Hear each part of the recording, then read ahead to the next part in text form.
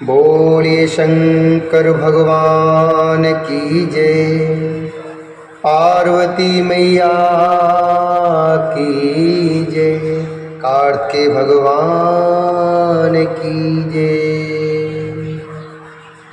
श्री शिव महापुराण के अंतर्गत रुद्र संहिता जो कि द्वितीय संहिता है और इसके खंड कुमार खंड जो कि चतुर्थ खंड है, इसके अध्याय 10वें में आज हम प्रवेश करेंगे और जिसमें वर्णन है कुमार कार्तिकेय और तारकासुर का भीषण संग्राम। कार्तिकेय द्वारा तारकासुर का वध, देवताओं द्वारा दैत्य सेना पर विजय प्राप्त करना, सर्वत्र विजयोल्लास, देवताओं द्वारा शिव तथा कुमार की स्तुति। ब्रह्मा जी बोले निर्वाय वीरभद्रं तं कुमारः परवीरः समयेच्छत्तारकवधं स्मृत्वा शिवपदाम्बुजौ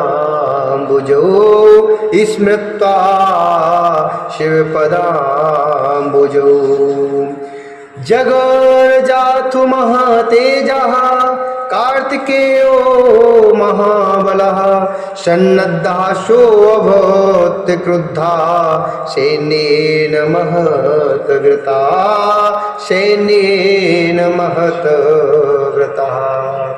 ब्रह्मा जी बोले शत्रु पक्ष के वीरों का नाश करने वाले कुमार कार्तिकेय ने इस प्रकार वीरभद्र को तारकासुर के वध से रोककर शिवजी के चरण कमलों का ध्यान कर स्वयं तारकासुर के वध की इच्छा की। विशाल सेना से घिरे हुए महातेजस्वी एवं महाबली कार्तिकेय गरजने लगे और क्रुद्ध होकर तारकासुर के वध के लिए उद्यत हो गए।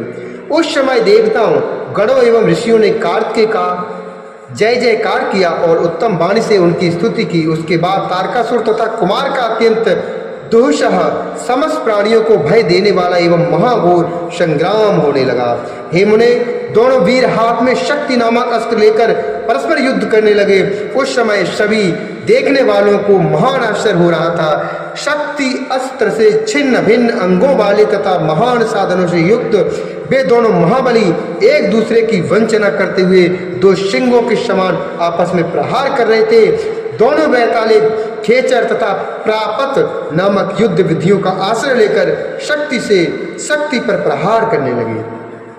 महावीर, महाबली एवं पराक्रमी वे दोनों ही एक दूसरे को जीतने की इच्छा से इन युद्ध कलाओं से अद्भुत युद्ध कर रहे थे।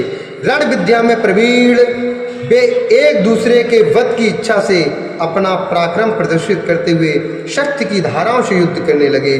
वे दोनों परस्पर एक दूसरे के सिर, कंठ, उरु, जानु, कटि प्रदेश, बच्छा स्थल, हृदय देश तथा पृष्ठ पर आघात कर रहे थे।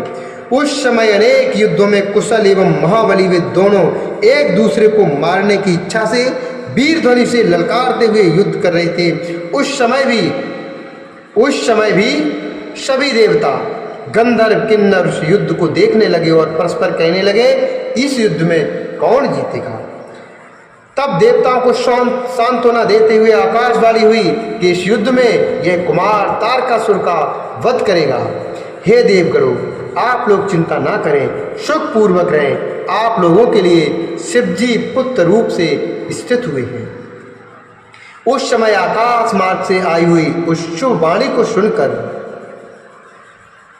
निहंतु कामः सुखिता कुमार को दैत्याधिपम तारकमाश्वभूतदा। उस समय आकाश मार्ग से आई हुई उस शुभ वाणी को सुनकर प्रमद गणों से घिरे हुए कुमार अत्यंत प्रसन्न हुए और दैत्यराज तारकासुर को मारने हेतु तत्पर हुए। उसके बाद उन महाबाहु ने क्रोधित होकर तारकासुर की छाती में उस शक्ति नामक अस्त्र से बलपूर्वक आघात किया। तब दैत्य श्रेष्ठ तारकासुर ने भी उस शक्ति का तिरस्कार कर अत्यंत कुपित होकर कुमार पर अपनी शक्ति से प्रहार किया। उस शक्ति के प्रहार से कार्तिकेय मूर्छित हो गए। पुनः थोड़ी देर के पश्चात चेतना युक्त हो गए और महर्षिगण उनकी स्तुति करने लगे। मदोन्मत्त सिंह की भांति उन प्रतापी कुमार ने तारकासुर का वध करने की इच्छा से शक्ति से उस पर प्रहार किया। इस प्रकार शक्ति युद्ध में निपुण कुमार तथा तारकासुर क्रोध में भरकर युद्ध करने लगे। युद्ध में परम अभ्यस्त वे दोनों ही एक दूसरे पर विजय प्राप्त करने की इच्छा से पैदल ही पैतरा देकर बड़ी तेजी से युद्ध कर रहे थे।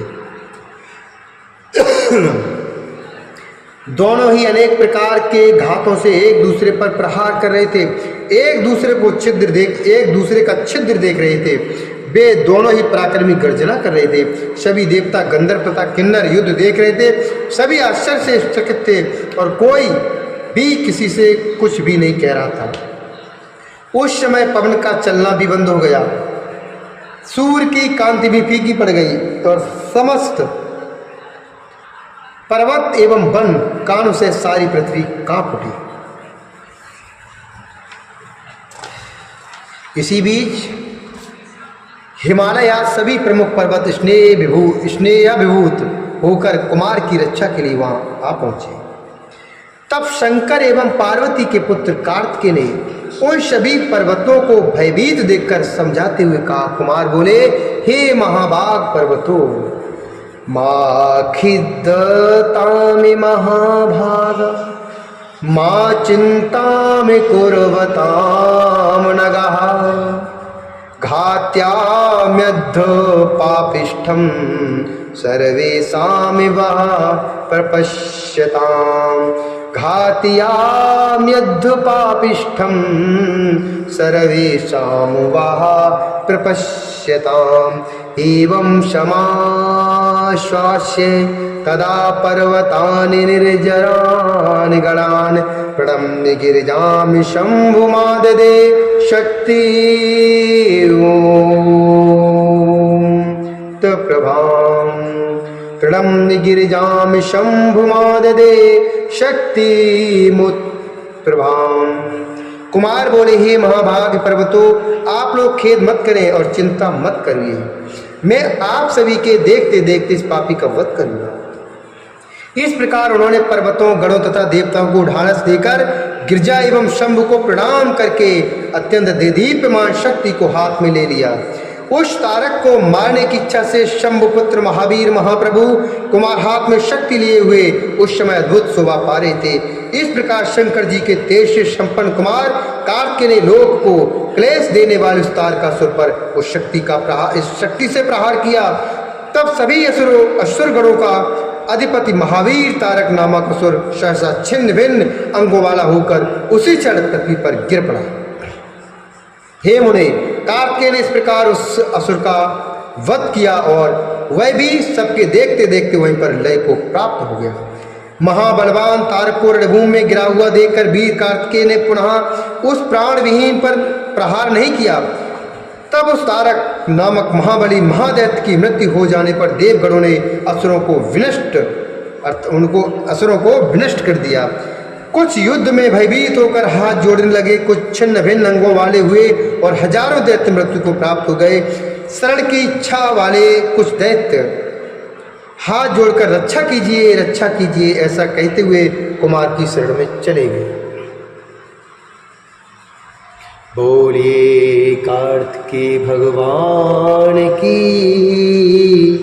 जय।